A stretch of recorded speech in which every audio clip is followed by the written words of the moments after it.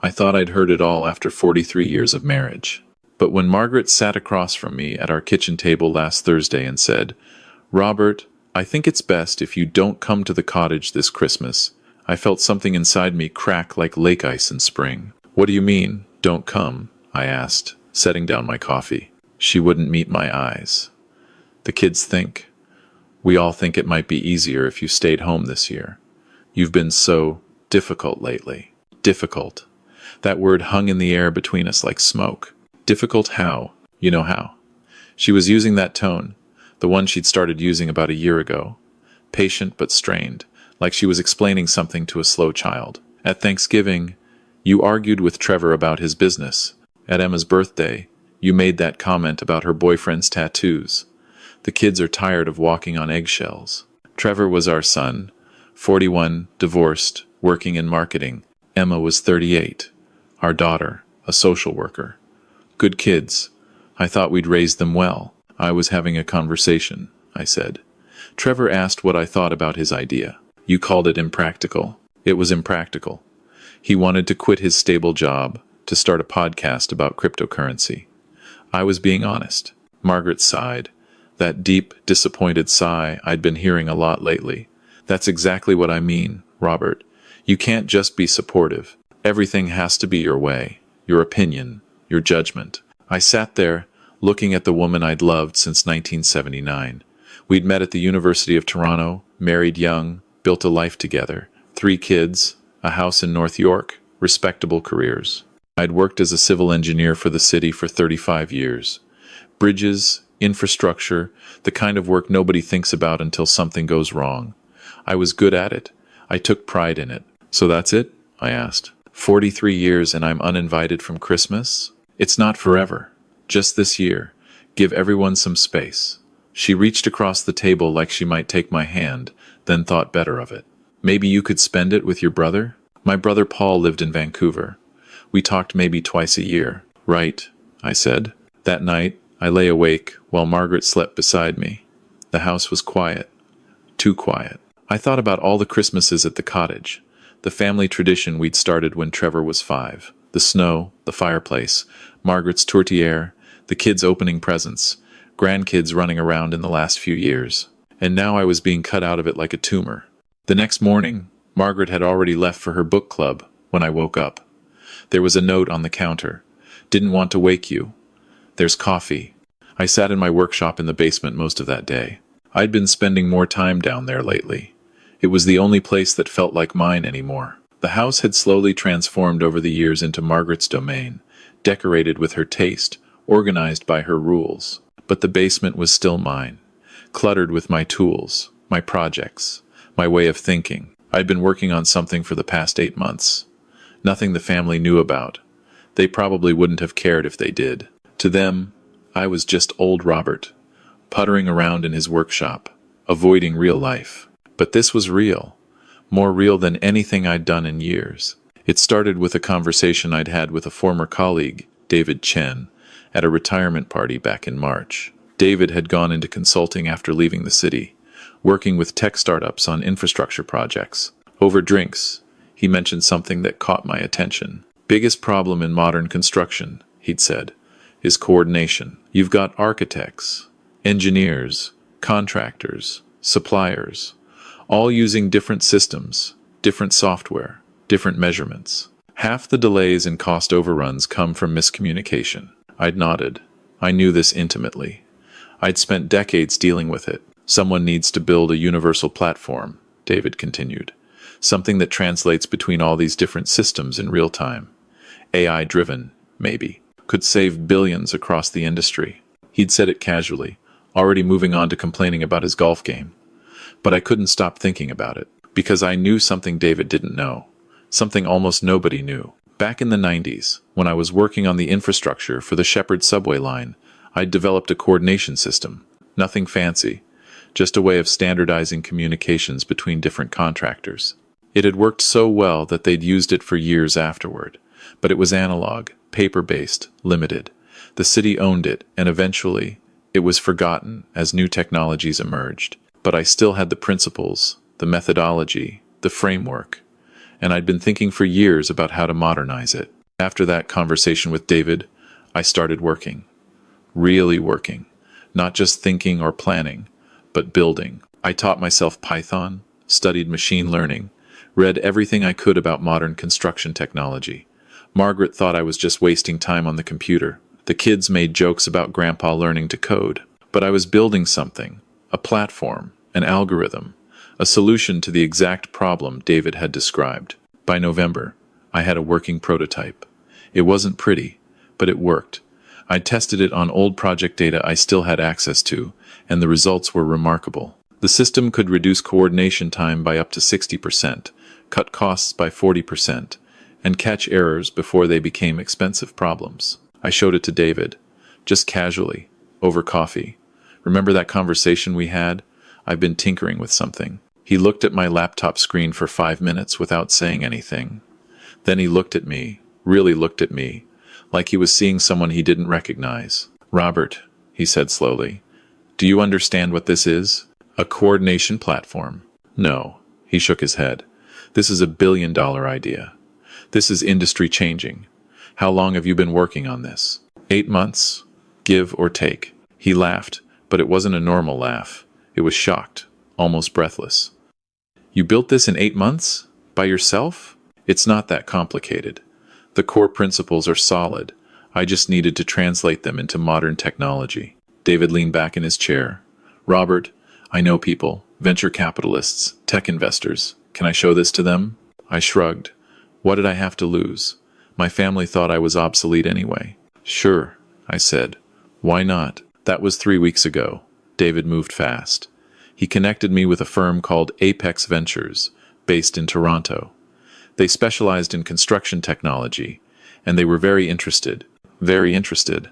We had meetings. They asked technical questions, business questions, market questions. I answered them all. I'd spent 35 years in this industry. I knew the market better than most people half my age. They wanted to move forward. They wanted to invest. But more than that, they wanted to acquire the technology outright. They offered to buy the platform, hire me as chief technical advisor, and fast-track development. The number they mentioned made me dizzy. 7 figures, just for the initial buyout, with more to come if the platform performed as expected. I didn't tell Margaret. I didn't tell the kids. What would I say? "Hey, remember how you think I'm difficult and out of touch? Well, I just built something that might change an entire industry." They'd probably think I was having delusions, so I kept quiet. I worked with the lawyers, signed the papers, set up the deal. It would be finalized and announced on December 26th, Boxing Day. The irony wasn't lost on me. Christmas arrived. Margaret left for the cottage on the 23rd with luggage for both of them, even though I wouldn't be there. "Just in case you change your mind," she said. But we both knew I wouldn't. I wasn't going to show up uninvited to my own family Christmas. Trevor called me on Christmas Eve. "Hey, Dad, just wanted to say Merry Christmas." "Merry Christmas, son. You doing okay? Mom said you decided not to come." "Decided. That was one way to put it. I'm fine. Enjoy the cottage." "Yeah." There was awkward silence. "Maybe next year, right?" "Maybe." After we hung up, I sat in my living room with a glass of scotch. The house was decorated. Margaret had insisted on the tree, the lights, the whole production. Even though I'd be spending Christmas alone, it felt like a museum exhibit. Traditional Canadian Christmas, circa 2024. I wasn't angry. That surprised me. I thought I'd be furious, bitter, resentful. But mostly I just felt calm, peaceful, even. For the first time in months, nobody was disappointed in me. Nobody was sighing when I spoke or exchanging glances when I offered an opinion. It was just me, my thoughts, and the quiet hum of the refrigerator. I spent Christmas Day working in my basement, refining some technical details of the platform. The deal would close tomorrow, and I wanted everything perfect. Around noon, I made myself a sandwich, turkey and cranberry sauce, because tradition still mattered, even if family didn't. At exactly 12 minutes past midnight, transitioning from Christmas to Boxing Day, my phone rang. "Trevor?" "Dad?" His voice was strange, higher than usual, shaking. "What's wrong? Is everyone okay?" "Dad, what the hell?" He wasn't making sense. "What did you do?" My heart started racing. What are you talking about? Your name is on the news. The CBC News app just sent a notification. It says, Robert William Harrison, Toronto civil engineer, has sold groundbreaking construction technology platform to Apex Ventures for he stopped. Dad, it says $8.5 million. I sat down. I'd known the announcement was coming, but I hadn't realized it would be immediate. Midnight on Boxing Day, they'd said. They'd been literal. Oh, I said. That? Trevor's voice cracked. Dad, what is this? Is this real? It's real. You sold something for $8.5 million? Initial buyout. There's more if performance targets are met. Could be up to $20 million over 5 years. Silence. Then, I need to call you back. He hung up. 30 seconds later, Emma called. Then Margaret. Then Trevor again. My phone didn't stop ringing for the next hour. I let most of them go to voicemail. I wasn't ready to talk. Not yet. The next morning, I woke up to 47 text messages, 12 voicemails, and 6 emails. Most were from family members. Some were from old colleagues who'd seen the news. A few were from journalists, asking for interviews. Margaret came home that afternoon, alone. She walked into the house without knocking, even though technically she'd left me here by myself. Robert.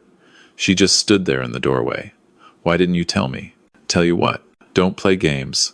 The technology, the deal, any of it. I looked at her. Really looked at her. She was wearing the sweater I'd bought her last Christmas, the one she'd thanked me for, but never worn. Until now, would you have been interested? I asked. She opened her mouth, closed it. That's not fair, isn't it? When was the last time anyone in this family asked what I was working on? When was the last time anyone cared about my opinion unless it was to tell me I was wrong? You could have said something. I did say things. I said a lot of things. I had opinions and ideas and thoughts, and everyone, including you, made it very clear that those things weren't welcome anymore. Margaret sat down. She looked tired. The kids feel terrible. I'm sure they do. Trevor is devastated. He says he had no idea you were working on something so important. He wouldn't have cared if he did know. 8 months ago, when I told him I was learning to code, he laughed. He made a joke about teaching old dogs new tricks. He didn't mean... Yes, he did. Emma made jokes too. And you, Margaret, you told people at your book club that I was going through a phase, that I was having some kind of late-life crisis, playing on the computer instead of accepting retirement. She flinched. Someone told you that? Linda Morrison. She thought I should know. She also thought it was cruel. Margaret was crying now, not dramatically, just quiet tears running down her face. I'm sorry. For what? Specifically. For not listening. For not taking you seriously. For thinking, she wiped her eyes, for thinking you were just my old, stubborn husband who couldn't adapt to how things are now. I am old, I said, and stubborn, but I'm not obsolete. I never was. No, she agreed quietly. You're not. We sat in silence for a while. Finally, she asked, what happens now? With us? With everything. I'd been thinking about this all night. The deal closes officially today. Apex wants me to start consulting in January, helping their team develop the platform further. They're talking about expansion, international markets, partnerships with major construction firms. That's not what I meant. I know. I looked at her. I think we need to talk, really talk, about the last few years, about how we got here, about whether we can fix this. Do you want to fix it? That was the question, wasn't it? Did I want to go back to being the family member everyone tolerated but didn't respect? Did I want to spend my remaining years walking on eggshells, making myself smaller so everyone else could feel bigger? I don't know, I said honestly. I know I loved you for 43 years. I know we built a life together. But I don't know if I can go back to being the person you all wanted me to be. We never wanted you to be anyone else. Yes, you did. You wanted me to be quieter, less opinionated, more agreeable. You wanted me to just nod and smile and stop having thoughts that didn't match everyone else's. She didn't argue. She couldn't, because we both knew it was true. Trevor and Emma showed up that evening, together, which suggested they'd coordinated. They stood in my living room looking uncomfortable, like teenagers who'd been caught doing something wrong. Dad, Trevor started, we owe you an apology. Multiple apologies, Emma added. I waited. Trevor continued. We've been treating you like... like you didn't matter, like your experience and your knowledge and your ideas were outdated. And we were wrong. Completely wrong, Emma said. What you built, Dad, it's incredible. I've been reading about it online. The articles are saying it could revolutionize construction coordination. One journalist called it the most innovative solution to come out of Canada in the last decade. I don't care what journalists say, I told them. What do you care about? Trevor asked. I care about being respected. Not because I made money, but because I'm your father, and I've lived 67 years on this planet, and I might actually know some things worth listening to. They both nodded, chastened. I care, I continued, about being part of a family that values me for who I am, not who they want me to be. I care about having conversations where my opinions aren't automatically dismissed because I'm old or because I don't understand social media or because I actually remember what happened the last time someone tried a scheme, like cryptocurrency. The podcast wasn't about cryptocurrency, Trevor muttered. It was about investment strategies. It was about cryptocurrency. He smiled slightly. Yeah, okay. It was mostly about cryptocurrency. Emma stepped forward. Dad, can we start over? Not forget everything, but try to do better? That depends, I said. Are you here because you respect me, or because I'm suddenly worth $8 million? Both, Trevor said bluntly. Then, seeing my face, yes, the money made us realize we'd been idiots. But that doesn't make us wrong about being idiots. We were. And if it took this to wake us up, then I'm grateful it happened, even though I'm ashamed it was necessary. I appreciated the honesty. At least, here's what I need, I said. I need space, time to think, time to figure out what I want from the rest of my life, which might be another 20 years if I'm lucky. I'm not making any promises about family dinners or cottages, or pretending everything is fine when it's not. That's fair, Emma said. And, I added, if we're going to rebuild this, it has to be real. Not just everyone being nice because they're guilty or because they think I'm going to write them into my will. Trevor winced. We deserve that. Yes, I agreed. You do. They left after another hour of awkward conversation. Promises were made, intentions stated, but I'd learned enough in 67 years to know that intentions meant nothing without actions. The weeks that followed were strange. The story of my platform sale made national news. I got interview requests from business magazines, tech podcasts, even a call from someone at Dragon's Den wanting to know if I'd be interested in being a guest advisor. I declined most of them. I wasn't interested in being famous. I just wanted to work. Apex Ventures set me up with an office at their headquarters in downtown Toronto. Nothing fancy, just a space where I could meet with their development team. They'd hired 12 engineers to work on expanding the platform, and they wanted me involved in all major decisions. It was energizing. For the first time in years, maybe decades, I felt alive. I had purpose beyond just existing, beyond just being someone's husband or father, or retired civil engineer. I was building something again. Margaret and I started therapy in January. Her idea, surprisingly. We'd sit in Dr. Kapoor's office every Thursday evening and try to untangle 43 years of marriage, examining the good parts and the broken parts with equal scrutiny. When did you start feeling unheard?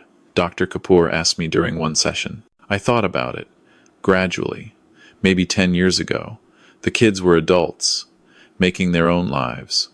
Margaret got busier with her activities. I was still working, but the job had become routine. I think everyone just stopped seeing me as someone who was still growing, still changing. I became fixed in their minds as Dad or Robert, this unchanging figure who'd always be exactly as I was. And how did that feel? Like dying slowly, like being erased one conversation at a time. Margaret was crying again. She'd been crying a lot in therapy. I didn't know, she said. I thought you were happy, content. I thought so too, for a while. But content isn't the same as fulfilled. In February, Trevor came to me with a business proposal. His marketing expertise, combined with my platform, could create a comprehensive solution for construction firms. Not just coordination, but client communication, project visualization, branding. My first instinct was to say no, to protect what I'd built, keep it separate from family complications. But then I remembered what I'd told him. Actions matter more than intentions. Let's see your proposal, I said. It was good, really good. He'd done his homework. identified gaps in the market, created projections. It wasn't just an idea anymore. It was a plan. We spent 3 months developing it together. Working alongside my son, I rediscovered parts of him I'd forgotten. He was smart, creative, genuinely talented at understanding market dynamics. And he listened, really listened, not just waiting for his turn to talk. In May, we presented the idea to Apex. They loved it. They brought Trevor on as a consultant, and by July, he was heading up the marketing division for the platform's expansion into the residential construction market. Emma took a different approach. She asked if she could bring her social work perspective to the platform, focusing on how construction projects impacted communities, particularly vulnerable populations. It wasn't about the money for her. She genuinely cared about making sure the technology served people, not just profit margins. We created an advisory board addressing social impacts. Emma chaired it. Her insights about community engagement transformed how we approached project coordination in residential areas. Margaret started taking computer classes. She said she wanted to understand what I'd been doing in the basement all those months. She'd never be a programmer, but she learned enough to have informed conversations about the work. More importantly, she started asking questions again. Real questions, interested questions, the kind of questions that assume the person you're talking to might know something you don't. By Christmas, 1 year after I'd spent the holiday alone, things were different. Not perfect, not magically healed, but different in ways that mattered. We went to the cottage, as a family. All of us, plus Emma's boyfriend with the tattoos, who turned out to be a paramedic and one of the most grounded people I'd ever met. Trevor brought his new girlfriend, an architect who'd heard about my platform and wanted to discuss practical applications. On Christmas Eve, after dinner, Trevor asked me to step outside with him. We stood on the cottage deck, looking at the snow-covered lake, our breath visible in the cold air. "Dad," he said, "I need to tell you something." "All right. Last Christmas, when Mom told you not to come, I was relieved. I thought it would be easier without you there. Less tense, less complicated." He paused. "It was the worst Christmas of my life." "Trevor." "No, let me finish. It wasn't just that you weren't there. It was that we'd made you not be there. And the whole time, I kept thinking about all the Christmases before. All the times you'd given advice or shared your opinion, and I'd rolled my eyes or changed the subject. All the times I'd treated you like you were this obligation we had to deal with instead of someone who loved us and wanted to help." He was tearing up. My son, 42 years old, crying on the cottage deck. "The platform," he continued, "that's impressive. That changed my life, professionally and financially. But it's not why I'm sorry. I'm sorry because even if you'd never built that platform, even if you just stayed retired and worked on your projects and lived your life, you still deserve better than what we gave you." I pulled him into a hug. He sobbed against my shoulder like he hadn't done since he was a child. "I forgive you," I said.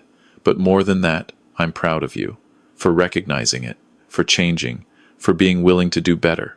Are you happy, Dad? Now, with everything that's happened?" I thought about it. The platform, the money, the recognition, the family healing, all of it was good, important. But the real answer was simpler. "I'm not invisible anymore," I said. "That's what makes me happy. Being seen, inside, through the cottage window, I could see Margaret laughing with Emma. The Christmas tree lights reflected off the wine glasses. It looked like a commercial, like someone's ideal of family togetherness. But it wasn't ideal. It was real, messy and complicated and still healing from wounds that went deep. But real, and that, I'd learned, was worth more than any dollar amount Apex Ventures could offer. Later that night, after everyone had gone to bed, I sat by the fireplace with my laptop. I was working on a new project, just preliminary ideas. An extension of the platform that could revolutionize infrastructure maintenance, predict problems before they became critical. I hadn't told anyone yet. Maybe I would, maybe I wouldn't. But this time, it wasn't because I felt invisible. It was because I'd learned something valuable about myself over the past year. I didn't need external validation to know my work mattered.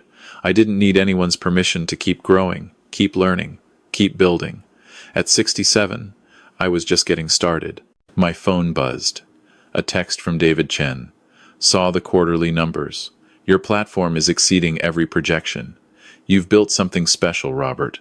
Merry Christmas." I smiled and set the phone aside. The fire crackled.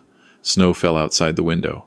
Somewhere upstairs, my family slept, comfortable in a cottage that had almost lost me for good. But I was still here, still working, still building, still proving that obsolete was a word that didn't apply to someone who refused to stop growing. And that, I thought, as I closed my laptop and headed to bed, was the real victory. Not the money, not the recognition, not even the family healing. The victory was knowing that I'd spent 67 years becoming someone worth listening to, and I'd finally learned to believe it myself.